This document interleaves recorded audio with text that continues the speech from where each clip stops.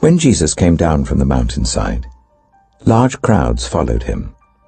A man with leprosy came and knelt before him and said, "Lord, if you are willing, you could make me clean." Jesus reached out his hand and touched the man. "I am willing," he said. "Be clean." Immediately he was cleansed of his leprosy. Then Jesus said to him, "See that you don't tell anyone, but go, show yourself to the priest and offer the gift Moses commanded as a testimony to them." When Jesus had entered Capernaum, a centurion came to him asking for help. "Lord," he said, "my servant lies at home paralyzed, suffering terribly." Jesus said to him, "Shall I come and heal him?" The centurion replied, "Lord, I do not deserve to have you come under my roof, but just say the word and my servant will be healed. For I myself am a man under authority with soldiers under me. I tell this one, 'Go,' and he goes, and that one, 'Come,' and he comes. I say to my servant, 'Do this,' and he does it." When Jesus heard this, he was amazed and said to those following him, "Truly I tell you, I have not found anyone in Israel with such great faith. I say to you that many will come from the east and the west, and will take their places at the feast with Abraham, Isaac, and Jacob in the kingdom of heaven. But the subjects of the kingdom will be thrown outside into the darkness, where there will be weeping and gnashing of teeth." Then Jesus said to the centurion, "Go, let it be done just as you believed it would." And his servant was healed at that moment. When Jesus came into Peter's house, he saw Peter's mother-in-law lying in bed with a fever. He touched her hand, and the fever left her, and she got up and began to wait on him. When evening came, many who were demon-possessed were brought to him, and he drove out the spirits with the word and healed all who were ill. This was to fulfill what was spoken through the prophet Isaiah. He took up our infirmities and bore our diseases. When Jesus saw the crowd around him, he gave orders to cross to the other side of the lake. Then a teacher of the law came to him and said, "Teacher, I will follow you wherever you go." Jesus replied, "Foxes have dens and birds have nests, but the Son of Man has nowhere to lay his head." Another disciple said to him, "Lord, first let me go and bury my father." But Jesus told him, "Follow me, and let the dead bury their own dead." Then he got into the boat, and his disciples followed him. Suddenly a furious storm came up on the lake, so that the waves swept over the boat. But Jesus was sleeping. The disciples went and woke him, saying, "Lord, save us, we're going to drown." He replied, "You of little faith, why are you so afraid?" Then he got up and rebuked the winds and the waves, and it was completely calm. The men were amazed and asked, "What kind of man is this? Even the winds and the waves obey him." When he arrived at the other side in the region of the Gadarenes, 2 demon-possessed men coming from the tombs met him. They were so violent that no one could pass that way. "What do you want with us, Son of God?" they shouted. "Have you come here to torture us before the appointed time?" Some distance from them, a large herd of pigs was feeding. The demons begged Jesus, "If you drive us out, send us into the herd of pigs." He said to them, "Go." So they came out and went into the pigs, and the whole herd rushed down the steep bank into the lake and died in the water. Those tending the pigs ran off, went into the town and reported all this, including what had happened to the demon-possessed men. Then the whole town went out to meet Jesus, and when they saw him, they pleaded with him to leave their region. Matthew chapter 9.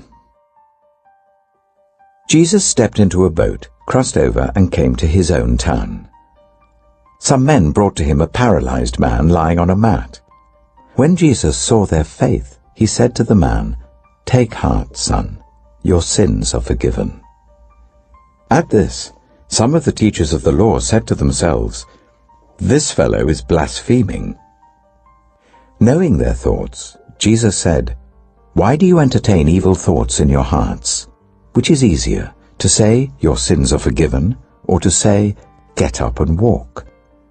But I want you to know that the Son of Man has authority on earth to forgive sins." So he said to the paralyzed man, "Get up, take your mat, and go home." Then the man got up and went home. When the crowd saw this, they were filled with awe, and they praised God, who had given such authority to man. As Jesus went on from there, he saw a man named Matthew sitting at the tax collector's booth. "Follow me," he told him, and Matthew got up and followed him.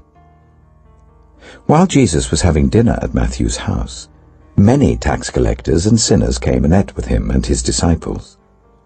When the Pharisees saw this, they asked his disciples, "Why does your teacher eat with tax collectors and sinners?"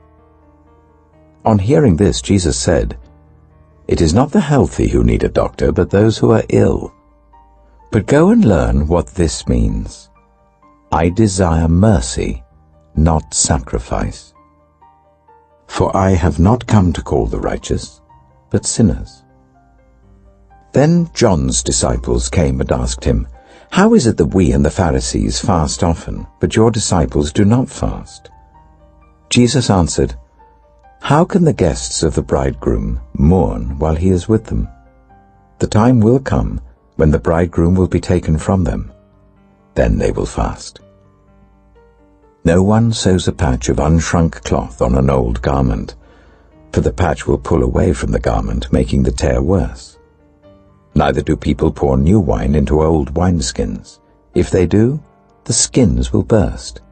The wine will run out, and the wineskins will be ruined. No, they pour new wine into new wineskins, and both are preserved." While he was saying this, a synagogue leader came and knelt before him and said, "My daughter has just died, but come and put your hand on her, and she will live."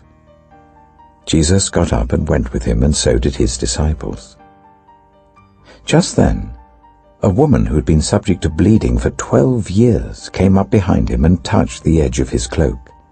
She said to herself, "If I only touch his cloak, I will be healed." Jesus turned and saw her. "Take heart, daughter," he said. "Your faith has healed you." And the woman was healed at that moment. When Jesus entered the synagogue leader's house and saw the noisy crowd and the people playing pipes, he said, "Go away. The girl is not dead, but asleep." But they laughed at him. After the crowd had been put outside, he went in and took the girl by the hand, and she got up. News of this spread through all that region.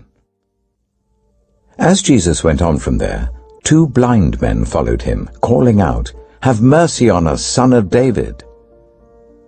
When he had gone indoors, the blind men came to him, and he asked them, "Do you believe I'm able to do this?" "Yes, Lord," they replied.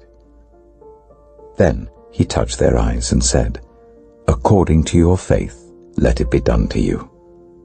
And their sight was restored. Jesus warned them sternly, "See that no one knows about this." But they went out and spread the news about him all over that region.